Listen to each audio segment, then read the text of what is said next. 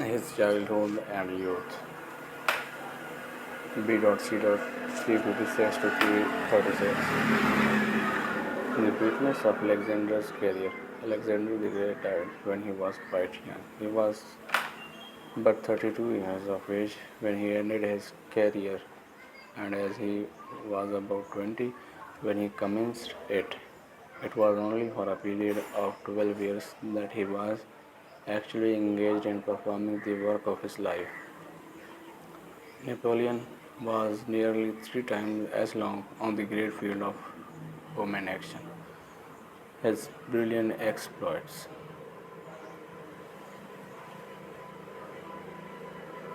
Notwithstanding the briefness of Alexander's career, he ran through during a short period a very brilliant series of exploits, which were so bold, so romantic, and which led him into such adventures and scenes of the greatness, magnificence, and splendor that all the world looked on with astonishment then, and mankind have continued to read the story since.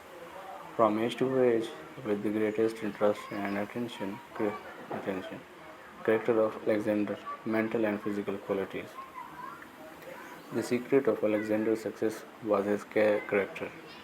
He possessed a certain combination of mental and personal attractions, which in every age gives to those who exhibit it as mysterious and almost unbounded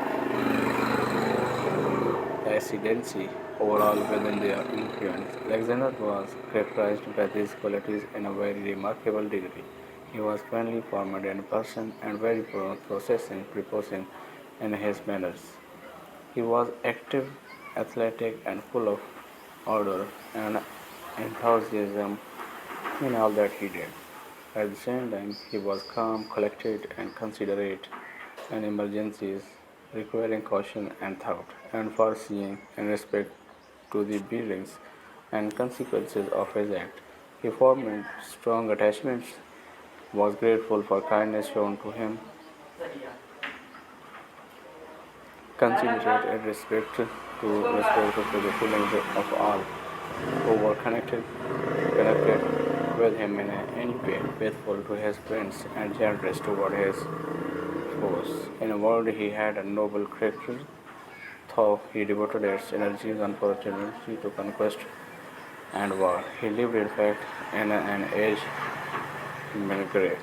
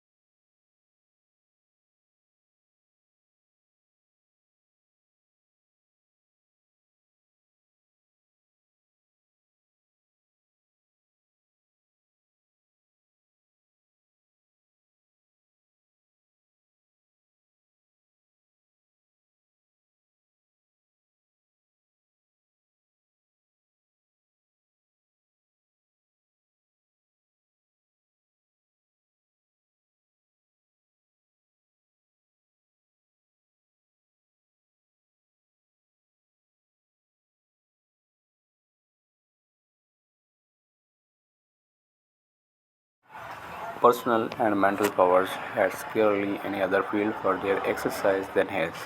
He entered upon his career with great ardor, and the position in which he placed gave him the opportunity to act in it with prodigious effect. Cricketer of the Asiatic and European civilization. There were several circumstances combined in the situation in which Alexander was placed to afford him a great opportunity for the exercise of his powers. His native country was on the confines of Europe and Asia. Asia were in those days, as now, marked and distinguished by of social and civilized life, widely dissimilar from each other. The Asiatic side was occupied by the Persians, the Medes, and the Assyrians. The European side by the Greeks and the Romans. They were separated from each other by the waters of the Hellespont, the Aegean Sea, and the Mediterranean, as well by the waters of the Hellespont, the Aegean Sea, and the Mediterranean, as well by seen by the map. These waters constitute a sort of natural barrier which keep the two races apart. The races formed accordingly two vast organizations, distinct and widely different from each other, and of course rivals and enemies. Composition of Asiatic and European armies. It is hard to say whether the Asiatic or the European civilization was the highest. The two were so different that it is difficult to compare them. On the Asiatic side, there was wealth, luxury, and splendor. On the European, energy, genius, and force. On the one hand were vast cities, splendid places, and gardens, which were the wonder of the world. On the other, strong citadels, military roads, and the bridges, and compact and well-defended towns. The prisons and the enormous armies perfectly provided for rich, beautiful tents, horses, elegantly caparisoned arms, and munitions of war of the finest workmanship, and officers magnificently dressed and accustomed to a life luxury and splendor. The Greeks and the Romans, on the other hand, prided themselves on their compact bodies of troops, injured to hardship and thoroughly disciplined. Their officers gloried not in luxury and parade, but in the courage, the steadiness, and inflict obedience of their troops and in their own science, skill, and powers of military calculation. Thus, there was a great difference in the whole system of social and military organization in these two quarters of the globe. Now, Alexander was born heir to the throne of one of the Grecian kingdoms. He possessed, in a very remarkable degree, the energy and enterprise and military skill so characteristic of the Greeks and Romans, the organized armies.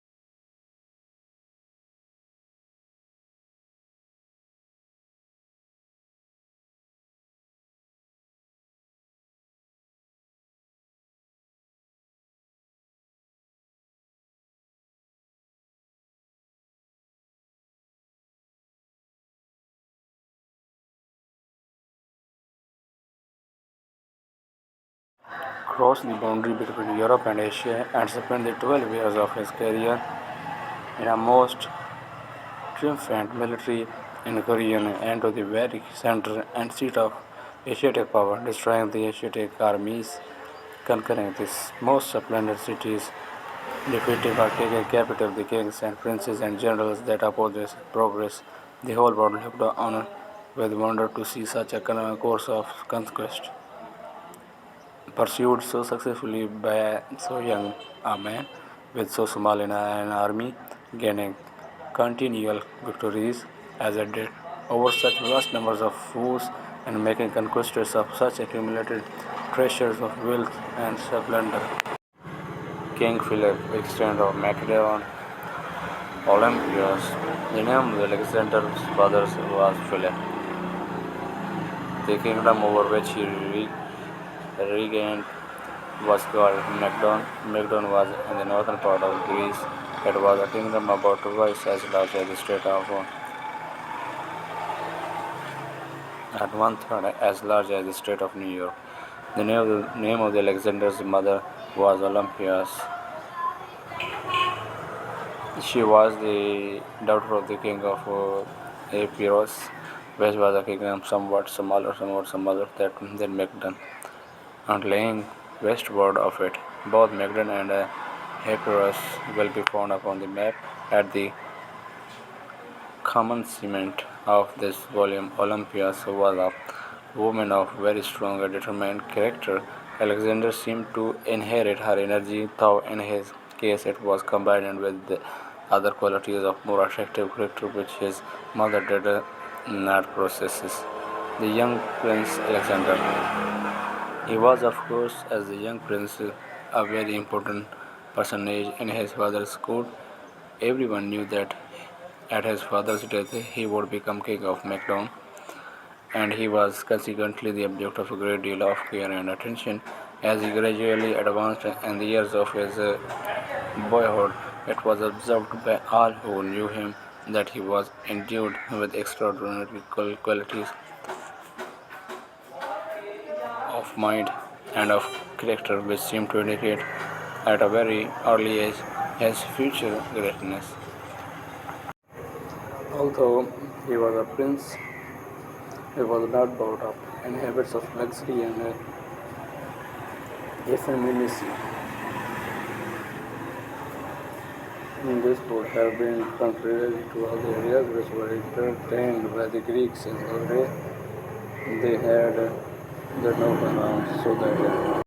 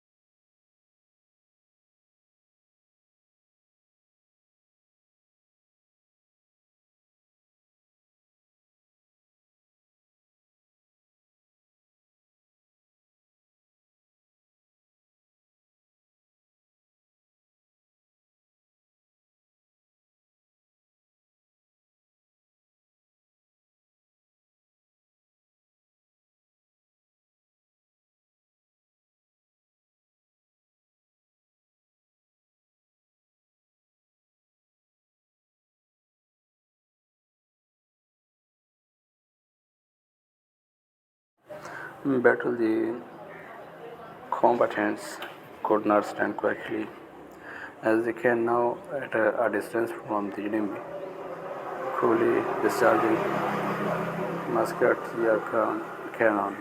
In ancient battles, the soldiers rushed toward each other and fought hand to hand. In close combat with swords or spears or other weapons requiring great personal strength, so that headlong bravery and muscular force were the qualities which generally carried the day. Ancient and modern military officers. The duties of officers to on the field of battle were very different from what they are now. An officer now must be calm, collected, and quiet. His business is to plan, to calculate, to direct, and arrange. He has to do this sometimes, it is true, in circumstances of the most imminent danger, so that he must be a man of great self possession and of undaunted courage. But there is a very little occasion for him to exert any great physical force.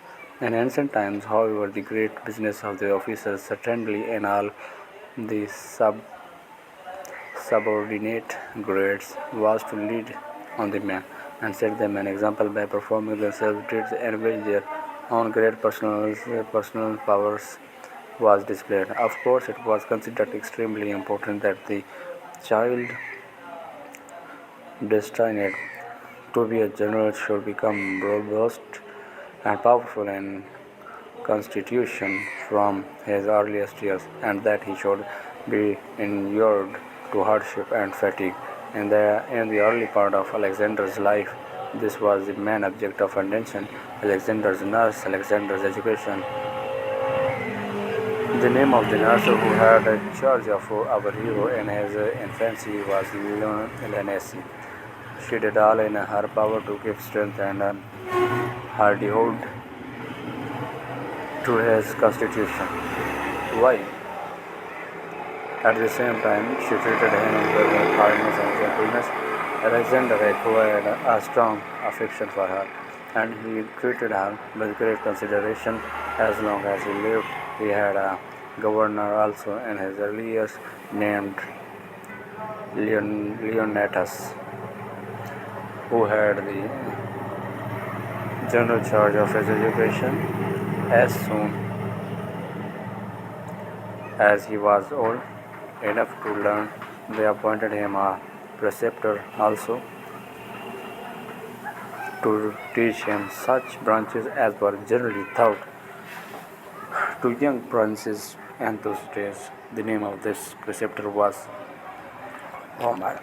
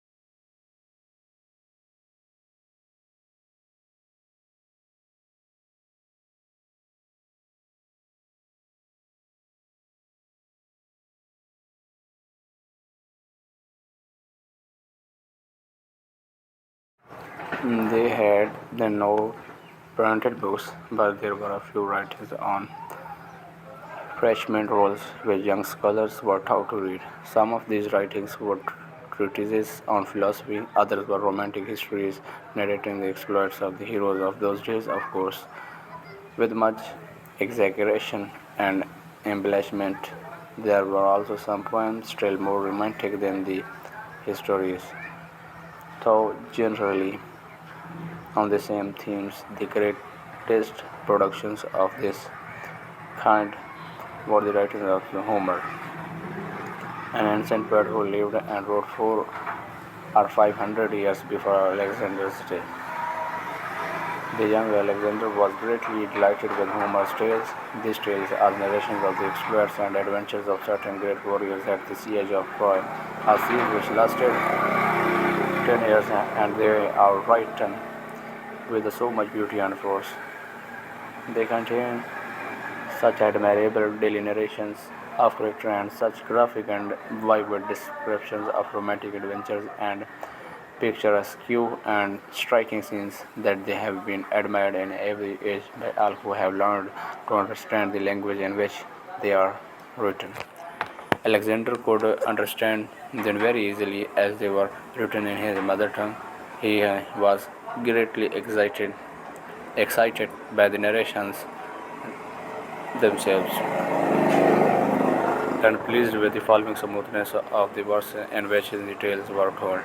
In the latter part of his course of education, he was placed under the charge of Aristotle, who was one of the most eminent philosophers of ancient times. Aristotle had a beautiful copy of Homer's poems prepared expressly for Alexander, taking great pains to have it transcribed with perfect correctness and in the most elegant manner. Alexander carried this copy with him in all his campaigns. Some years afterward, when he was obtaining conquests over the prisons, he took among the spoils of one of his victories a very beautiful and costly casket, which King Darius had used for his jewelry or for some other rich treasures. Alexander Alexander determined to make use of this box as a depository for his beautiful copy of Homer, and he always carried it with him, thus protected in all his subsequent campaigns. Alexander's energy and ambition. Alexander was full of energy and spirit, but he was at the same time, like all who ever become truly great, of a reflective and considerate turn of mind. He was very fond of the studies which Aristotle led him to pursue, although they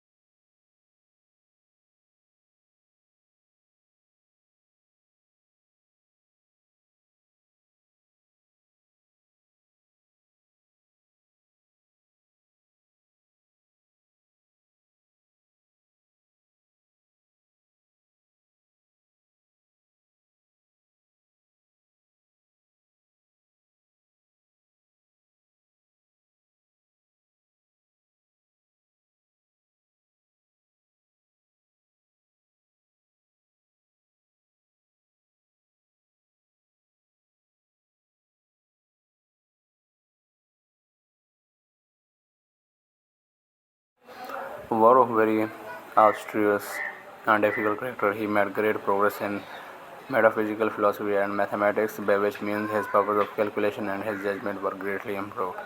He early evinced a great degree of ambition. His father Philip was a powerful warrior and made many conquests in various parts of Greece. Though he did not cross into Asia, when news of Philip's victories came into Macedon, all the rest of the court would be filled with rejoicing and delight. But Alexander on such occasions looked thoughtful and disappointed and complained that his father would conquer every country and leave him nothing to do. The prison ambassadors, stories of ambassadors. At one time, some ambassadors from Persian court arrived in Macedon when Philip was away. The ambassadors saw Alexander, of course, and had opportunities to converse with him. They expected that he would be interested in hearing about the splendors and pomp and parade of the Persian monarchy. They had stories to tell about the famous hanging gardens, which were effectively artificially constructed in the most magnificent manner, on arches raised high in the air, and about a vine made of gold with all sorts of precious stone upon it instead of fruit, which was wrought as an ornament over the throne on which the king of the Persia often gave audience of the splendid places and vast cities of the Persian, and the banquets and feasts and magnificent entertainment and several celebrations which they used to have there. They found, however, to their surprise, that Alexander was not interested in hearing about any of these things. He would always the conversation from them to inquire about the geographical position of the different Persian countries, the various routes leading into the interior, the organization of the Asiatic armies, their system of military practice.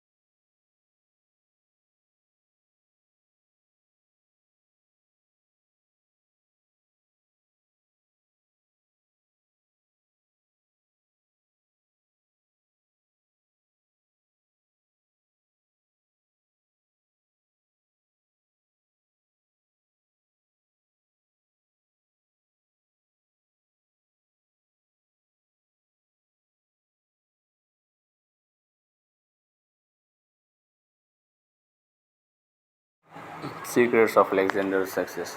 In fact, this combination of a calm and calculating thoughtfulness with the order and energy which formed the basis of his character was one great secret of Alexander VI. The story of Bucephalus, his famous horse, illustrates this in a very candid, striking manner. This animal was a powerhouse of very spirited character which had been sent as a present to Philip while Alexander was young. They took the horse out into one of the parks connected with the place, and the young and the king, together with many of his countries, went out to view him. The horse pranced about in a very furious manner and seemed unmanageable. No one dared to mount him. Philip, instead of being gratified to at the present, was rather disposed to be displeased that they had sent him an animal of so fiery and apparently vicious a nature that nobody dared to attempt to subdue him. Yet in the meantime, while all the other bystanders were joining in the general condemnation of the horse, Alexander stood quietly by, watching his motions and attentively studying his character. He perceived that a part of the difficulty was caused by the agitations which the horse experienced, and so sprang and new a scene, and that happened also to somewhat frightened by his own shadow, which happened at that time to be thrown very strongly and distinctly upon the ground. He saw other indications also that the high excitement with the horse was not viciousness, but the excess of noble and generous impulses. It was courage, ardor, and the consequences of great nervous and muscular power.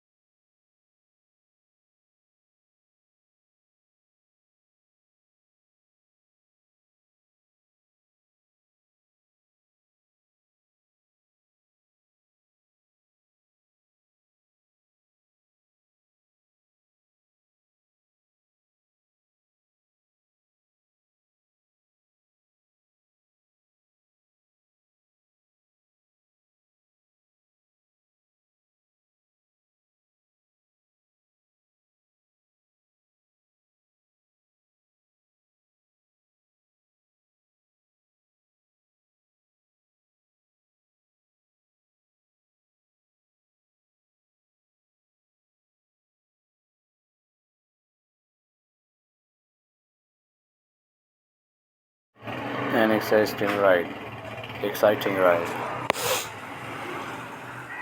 At any rate,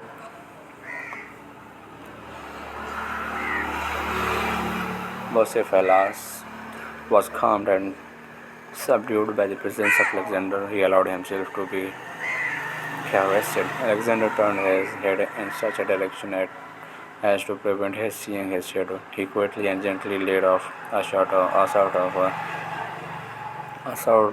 a cloak which he wore and sprang upon the horse's back. Then, instead of attempting to restrain him and worrying and checking him by useless efforts to hold him, and he gave him the rein freely and animated and encouraged him with his voice,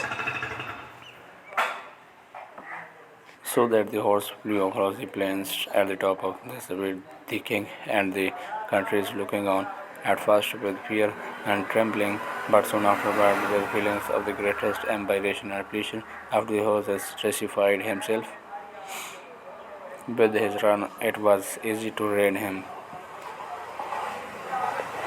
and Alexander returned with him in safety to King the king. The countries overwhelmed him with their praises and congratulations. Philip commended him very highly. He told him that they deserved a larger kingdom than Macedon to govern.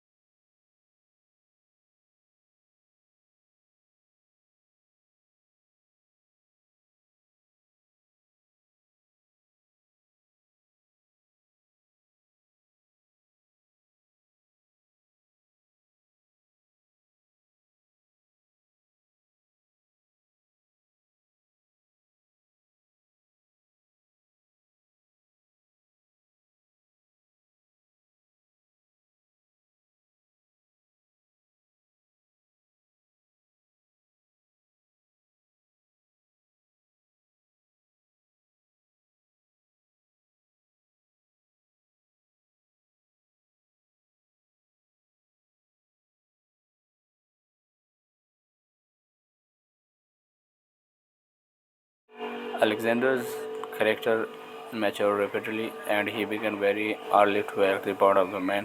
When he was only 16 years of age, his father Philip made him regent of Macedon while he was absent on a great military campaign. Among the other states of Greece. Without doubt, Alexander had in this regency the consul and head of high officers of state of great experience and ability. He acted, however, himself in this high position with great energy and with complete success, and at the same time with all that modesty of department and that delicate consideration for the officers under him who though inferior in rank were yet his superiors in age and experience, which his position rendered proper, but which few persons so young as he would have manifested in circumstances so well calculated to awaken the feelings of vanity and elation.